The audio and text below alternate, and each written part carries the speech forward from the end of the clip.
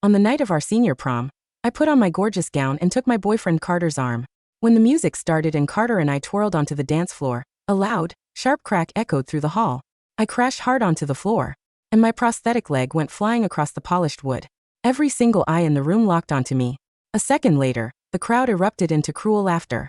I wished the floor would open up and swallow me whole. But Carter didn't even try to help me up. He just stood there, looking down at me with pure disgust. "You've embarrassed me again," he hissed. Limping, humiliated, and fighting back tears, I dragged myself out of the ballroom. But when I reached the parking lot, I overheard my best friend, Tiffany, talking to Carter. "I told you she shouldn't come to the prom, but you just had to bring her," Tiffany said, her voice dripping with fake pity. "Are you really planning on taking care of a cripple for the rest of your life?" Carter took a slow drag from his cigarette, keeping silent. Tiffany continued. "Honestly, I was the one who loosened the screws on her prosthetic leg. I just wanted to toughen her up. She needs to learn to be independent, not be a constant drag on you." I thought Carter would defend me. I thought he would be furious. But he wasn't. "Get in the car," he said softly, holding the door open for Tiffany. As I watched their taillights disappear into the night, I pulled out my phone and dialed the number of the recruiter in New York. "I accept your offer," I said. The next morning, my phone buzzed. It was Carter. "Today is the graduation ceremony. Where are you?" "I thought I was too embarrassing for you to be seen with," I said coldly. Carter's tone softened slightly over the line. "Yesterday was just an accident. I didn't even blame you for it." I let out a cold laugh in my head. "Blame me? What right do you even have to blame me? Last night was no accident. I know exactly who broke my prosthetic leg." With that, I hung up. Half an hour later, there was a knock at my door. Carter stood there holding a bouquet of roses. "You only graduate college once, Arya," he said, sounding like the perfect, caring boyfriend. "The professors and our classmates are waiting for you." I opened my phone and saw a dozen worried texts from my academic advisor. Finally, I put on my graduation gown and walked back to campus with Carter. The moment Tiffany saw me, she ran over with a bright, fake smile, waving at me. I looked right through her and walked past. Carter frowned, glaring at me before turning to comfort her. "Don't mind her, Tiffany. Arya is just being overly sensitive. She just needs some time to cool down." He grabbed my arm and dragged me toward the steps of the main hall. "Can you stop throwing a tantrum in public?" he whispered harshly. "Everyone is watching. Do you want to embarrass me again?" His eyes were freezing cold, as if I were the one being completely unreasonable. "We need to take our graduation photos first. Weren't you dying to get a picture with me in our gowns? Don't ruin it with that miserable face." The photographer was already setting up, and our classmates were lining up. I swallowed my humiliation and stood next to Carter. Suddenly, Tiffany squeezed her way in. Instead of keeping me close, Carter immediately stepped aside to give Tiffany the spot right next to him on his left, shoving me to the very edge of the group. The camera flashed, and a few minutes later, the printed photos were handed out. On the photo, I was just a blurry shadow at the very edge, my face barely recognizable. Meanwhile, Carter and Tiffany were standing in the center, their fingers tightly locked together, smiling warmly at each other. A space meant for two had been crowded by three, and I was the extra one. I had hundreds of photos like this in my camera roll. Tears welled up in my eyes, and no matter how hard I tried, I couldn't blink them away. Wiping my cheek, I looked Carter dead in the eye. "Carter, let's break up." He froze for a second, his grip tightening on the photo paper. "Are you seriously being this childish right now? If you don't like the photo, we can retake it. You don't just throw the word breakup around. Besides, the HR manager at the Vance Group is about to process our onboarding. They only accepted you because of my dad's connection. If we break up with your physical condition." He glanced down at my leg, stopping himself before the words got too ugly. "Come on, Tiffany and I only do these things for your own good. Let's just take another photo, okay?" It was always like this. Whenever Tiffany humiliated me under the guise of helping me, he would always throw me a scrap of pity as an apology. A movie, a trip, a photo, but he never actually kept his promises. I was done believing him. I lifted my chin, wiped my tears and said firmly, "I am completely serious, Carter. We are done." Then I turned to Tiffany. "And as for you, we are no longer friends. Get out of my life." I pulled out my phone and scrolled up to my academic advisor's last message. "Arya, this firm in New York said they don't care about your physical condition. They specifically asked for you because of your top grades. The pay is amazing, but once you sign, you have to commit to staying there for at least 5 years. Are you sure?" Carter had no idea that I had received an offer from a top-tier global firm in New York weeks ago. I had rejected it back then just to stay in the city with him. Now, I realized how pathetic that was. I quickly typed my reply. "Professor Evans, I want to take the offer. Can you give me 3 days to pack my things?" "Absolutely. I'll finalize the paperwork." I went back to my dorm to pack. The screws on my prosthetic leg were completely stripped and wouldn't tighten, leaving me limping heavily. As I was carrying a heavy stack of textbooks down the stairs, my foot slipped. Just as I was about to tumble down, a pair of strong hands grabbed my arms, stabilizing me. Carter instinctively knelt down to check my left leg. What happened? Didn't we just get this prosthetic service during winter break? Is it broken again? I told you I would help you move your stuff. You should have stayed upstairs and rested. Hearing the genuine worry in his voice, my tears betrayed me again. When I first got my prosthetic leg freshman year, I was clumsy and fell constantly. Carter was always there, catching me every single time I tripped. Over the past 4 years, protecting me had become his second nature. Yet he was the same man who stood by and let Tiffany put me in danger. At this moment, I hated my tendency to cry when angry. I was completely done with him, yet my tears kept flowing. I pushed him away with all my strength and grabbed the stair railing to pick up my box. I can do it myself. I don't need your help. Stop being so stubborn. Look, I know you only said we broke up because you were mad. Go back and rest. He let out a soft laugh and reached to grab my box. With tears in my eyes, a tiny, pathetic shred of hope flared up in my chest. Carter, if I left this city, would you come looking for me? Before he could answer, Tiffany's voice echoed from the top floor. Carter, are you up yet?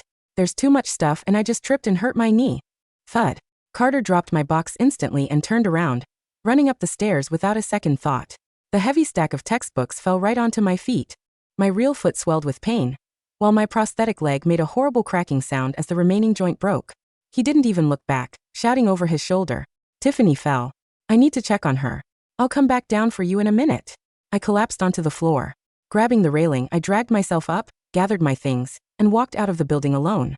Under the blazing sun, I limped toward the campus gate. A few minutes later, Carter's car pulled up beside me. He sounded annoyed. I told you to wait for me downstairs. Why do you always have to play disappear games? Get in. I hugged my heavy box tighter.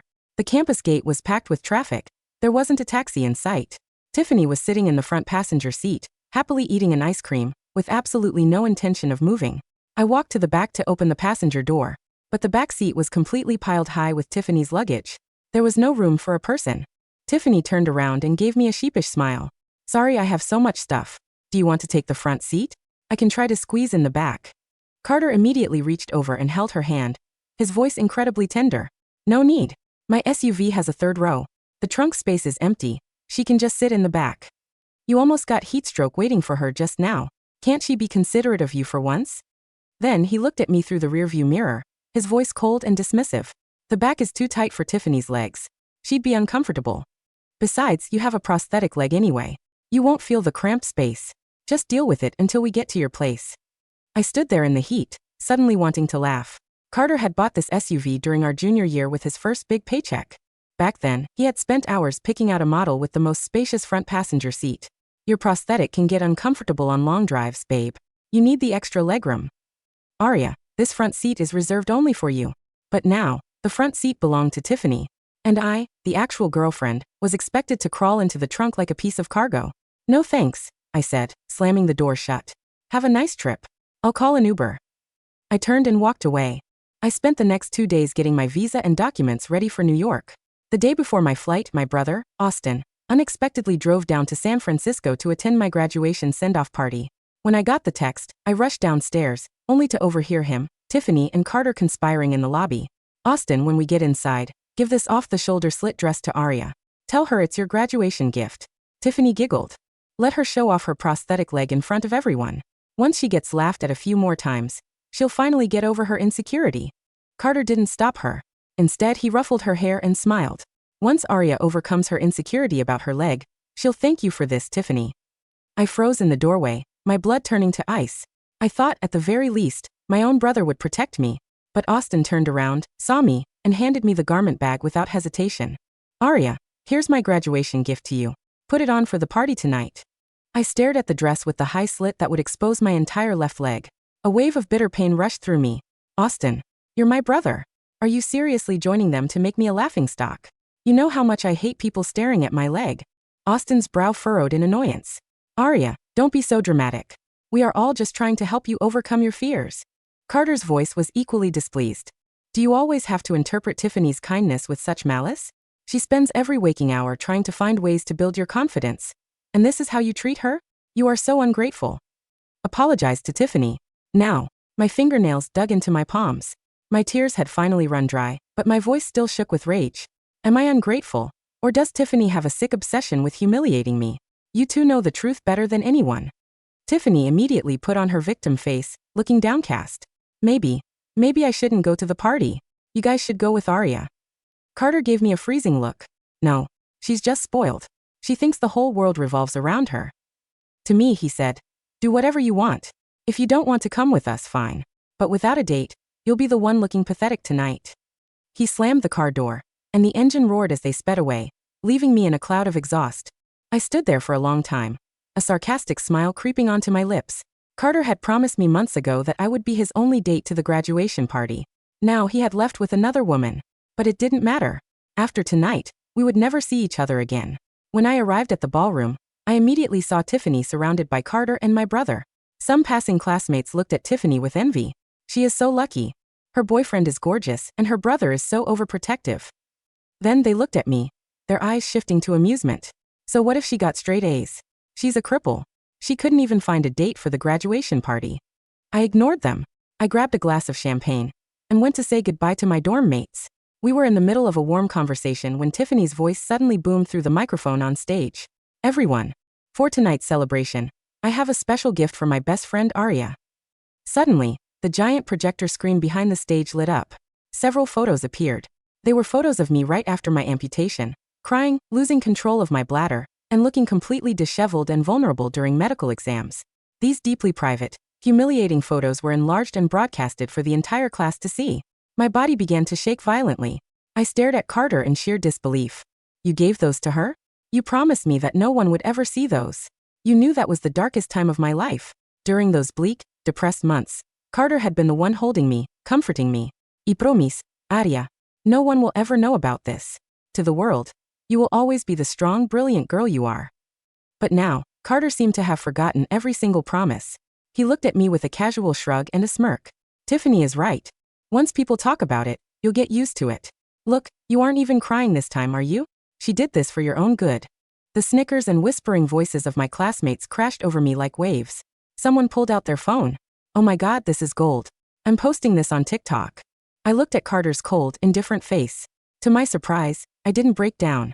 I didn't even shed a single tear. I walked straight onto the stage, unplugged the projector cable, and grabbed the mic. Is mocking someone's trauma funny to you? I said, my voice dead calm. If any of these photos are uploaded to Snapchat, TikTok, or any other platform, I will file a lawsuit for invasion of privacy. Try me. The room fell dead silent. No one dared to whisper. I turned on my heel and left the hall. Carter chased after me into the lobby. What is wrong with you? Why did you have to ruin Tiffany's moment on stage? Whatever. Tiffany and I aren't going to hold a grudge. Just make sure you report to the Vance group tomorrow morning. Tiffany and I prepared a special welcome gift for you. His phone buzzed. I caught a glimpse of Tiffany's message on his screen. They were planning to make me do a physical fitness test in front of the HR manager tomorrow. They wanted to force me to do 50 push-ups to prove my capability before I could onboard. Another cruel prank under the guise of helping me. Too bad they would never get the chance. I smiled faintly. Sure. I have a big gift for you tomorrow too. I had only 10 hours left before my flight. I packed my passport and headed straight to the airport. Before boarding, I opened my laptop and sent an email to the HR director of the Vance Group. Attached was the proof of Tiffany's academic suspension for cheating, which Carter had helped cover up. Dear HR Director, according to your company policy, candidates with a history of academic suspension are disqualified. Furthermore, Carter knowingly falsified her resume to bypass your background check. I trust you will handle this ethical breach accordingly. Goodbye to this toxic city, and goodbye to Carter. The cabin of the aircraft was quiet, smelling faintly of pressurized leather, warm paper, and the sterile, cold air of the high-altitude atmosphere. I sat in my window seat, my head resting against the thick glass of the window pane. Below, the city of San Francisco, the city where I had lost my leg, where I had spent 4 years shrinking myself to fit into the cramped, cold margins of Carter's attention, gradually turned into a flat, gray grid of concrete and wire, before being completely swallowed by a vast, silent sheet of white clouds. My phone was completely off, the black screen resting in my lap like a piece of dead coal. For 4 years, my life had been defined by a constant, low-voltage anxiety. I had believed that if I was only quiet enough, compliant enough, and didn't make scenes, the people I loved would eventually remember I was in the room. I had tolerated Tiffany's tantrums, Carter's distance, and my brother Austin's complete disregard because I thought it was the price of a rare, predestined connection. But as the plane cleared the cloud deck, the sunlight that hit my face was white hot and completely blinding. I took a deep, clean breath. My chest felt larger, lighter, as if a heavy iron band around my ribs had finally been cut. I was going home. I hadn't run away to be a lonely loser. My new firm in New York, the Sterling Group, was one of the largest real estate and logistics conglomerates in the country. I had spent 3 years hiding my background, working as a junior designer at a local firm because I didn't want Carter to feel inferior next to my family's wealth. I had shrunk myself to fit into his small, drafty world. But the closet was cleared, the lease was terminated, and my new life was already waiting for me on the other side of the mountains. I closed my eyes, let the hum of the jet engines wash over my ears, and fell into a deep, dreamless sleep. The LA regional headquarters of the Vance Group was a 60-story tower of steel and blue glass, sitting at the center of the city's financial district. At 9 a.m. on Monday, the grand lobby was packed with new candidates waiting for their onboarding. Carter stood near the reception desk, his suit perfectly tailored, his hair styled back with his usual cool boy elegance. Beside him, Tiffany was wearing a new Chanel suit, her fingers twisting her dark hair as she looked at her phone. She looked like a queen who had just arrived to inspect her private province. "Carter," she whispered, her voice carrying that high, sweet pitch she always used when she wanted to play the victim. "Why isn't Arya here yet?" The HR manager said, "We're starting the onboarding in 5 minutes. If she's late, she's going to make us look bad." "She's just throwing a tantrum, Tiffany," Carter said, his voice flat, carrying a cold, sharp edge of irritation. "She's been acting out since Tuesday. Don't worry about it. My dad knows the director of the regional office. He'll sign the papers. And the fitness test? It's ready," Carter said, his lips curving into a soft, slow smile. "I've already told the gym supervisor to set up the mats in the back. Once she's on her knees, she'll know her place." At that moment, the elevator doors of the executive suite opened. A team of 4 private security guards in dark navy uniforms walked in, forming a human corridor from the entrance to the desk. Behind them came the HR director, Mr. Sterling, carrying a silver tray with a single, white leather folder. "Mr. Sterling," Carter cried out, his voice losing all its sharp, executive resonance as he ran toward him. "Good morning, sir. I was just talking to my colleague about the new logistics contract." Mr. Sterling didn't look at Carter. He didn't even blink. He slowly turned his head to look at the security guards. "The onboarding is cancelled, Mr. Vance," Mr. Sterling said, his voice dropping into a register that made the entire lobby go cold. "And your contract is been terminated, effective immediately." "Cancelled?" Tiffany stood up so quickly her chair nearly crashed into the reception desk. Behind her, she clutched her silver necklace, her face turning an angry, splotchy sallow beneath her foundation. "Mr. Sterling, this is outrageous. Our parents are here. The regional directors are here. You can't just walk in here and ruin my boyfriend's reputation over some minor issue. So what if Arya is late? She's a cripple. She's the one who's being completely unreasonable." Mr. Sterling didn't look at her. He slowly turned his head to look at his personal assistant. "The emails," Mr. Sterling said. "Read the report." The executive assistant stepped forward, opening his leather folder and displaying a laminated document with a red court seal at the top. "At 9:15 yesterday morning," the assistant said, his voice carrying the dry, clinical neutrality of a court reporter, "the Office of Academic Affairs received a formal complaint regarding candidate Tiffany Brown's academic suspension for cheating. The file includes 48 pages of original exam answers, showing her scores were completely falsified with the assistance of Mr. Carter." The lobby went dead silent. The security guards who had been standing near the entrance did not move. They were staring at their own mobile screens. Because on the city's digital networks, on every major news portal, and on every financial index, the story had already gone viral. Vance Group candidate terminated for fraud. Background check falsified by regional director's son. "No." Carter's face went a sallow, sickly gray beneath his tan. He took a clumsy step back, his hands shaking as he reached for his phone. That's impossible. You can't freeze my contract. My dad has 40% of the shares. He's the second largest shareholder. The shares were liquidated by the board at 10 today, Mr. Vance." Mr. Sterling said, his voice flat but carrying the unyielding force of a hammer blow. "Your father, Richard Vance, has been officially removed from his position as director for his role in the background check bypass. Your family's commercial leases have been terminated, effective midnight tonight." He looked at Tiffany, his eyes cold as winter. "And as for the cripple?" He gestured to the massive digital display board behind the reception desk. The screen displayed a high-definition video feed, a time-stamped split screen, recording of Aria's new office at the Sterling Group in New York.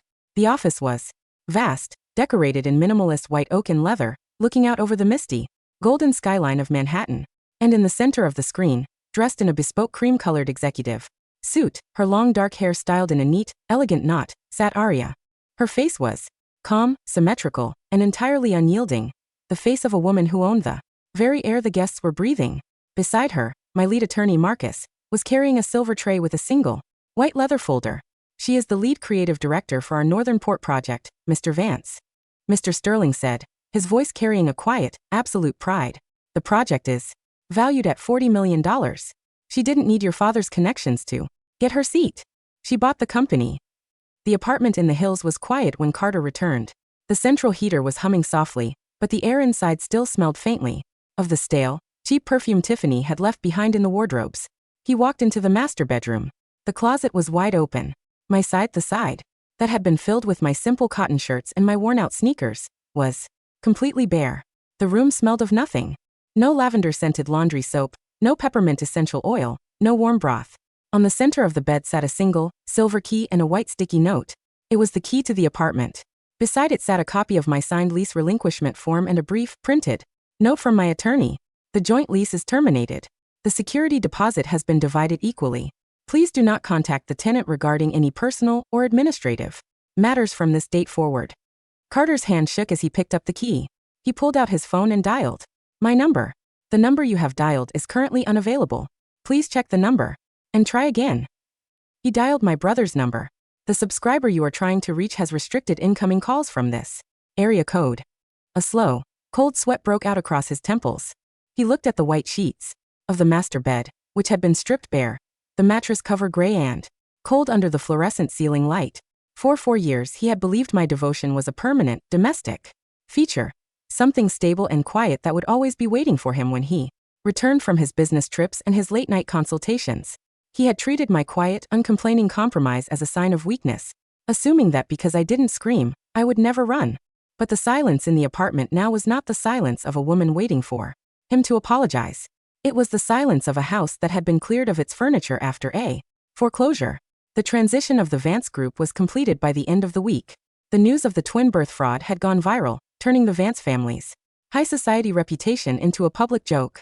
The local newspapers played the story of the silent savior on every page, with dozens of former employees coming forward to describe the years of systematic abuse and neglect I had endured while building my fiancé's company. I sat in my cozy, sunlit study in my new downtown apartment, a cup of hot chamomile tea in my hand, reviewing the final draft of my civil suit. My phone, sitting on the wood beside my tea, vibrated once. It was a news notification from the city. Former billionaire Richard Vance's bankruptcy case concluded. Court orders liquidation of remaining personal assets to fund the Vance Memorial Trust. Beneath the headline was a small photo of Richard standing outside the municipal courthouse. He was wearing a cheap, off-the-rack gray coat, his hair completely white, his eyes hollow, entirely free of the billions that had once made him untouchable. And as for Tiffany, she was currently serving her second year of a 15-year sentence in a state penitentiary, her name permanently removed from the company registry, her family's empire dismantled by the creditors and the prosecutors. I looked at the screen for a long, quiet moment. I didn't feel anger. I didn't feel the sharp, twisting pain of the trauma that had kept me awake during those cold winter nights in the apartment. The boy who had faked his illness and the woman who had faked her pregnancy were gone, reduced to simple, dry statistics in a folder I would never open again. I closed the laptop, put my phone on silent, and picked up my tea. The coastal town of Mendocino was quiet in the winter. The air smelled of salt, pine needles, and the cold mist that rolled off the Pacific every morning. The only sound was the distant, rhythmic crash of the waves against the black cliffs of the harbor. I sat on the wooden deck of my small, gray-shingled cottage, a cup of hot chamomile tea in my hand. I was wearing a simple, dark green sweater, my body completely healed, leaving only 3 tiny, pale lines on my fingers that were invisible under my clothes. Beside me on the table lay my drawing tablet, its screen displaying a clean, elegant landscape design for our new municipal park project. Aria. I looked up. My colleague, a tall, quiet man with dark hair and a green backpack, named Marcus, was standing by the glass door, holding a fresh batch of warm cinnamon rolls. The wind is picking up, Aria. Marcus smiled, sitting down beside me and pulling a wool blanket over our knees. Are you cold?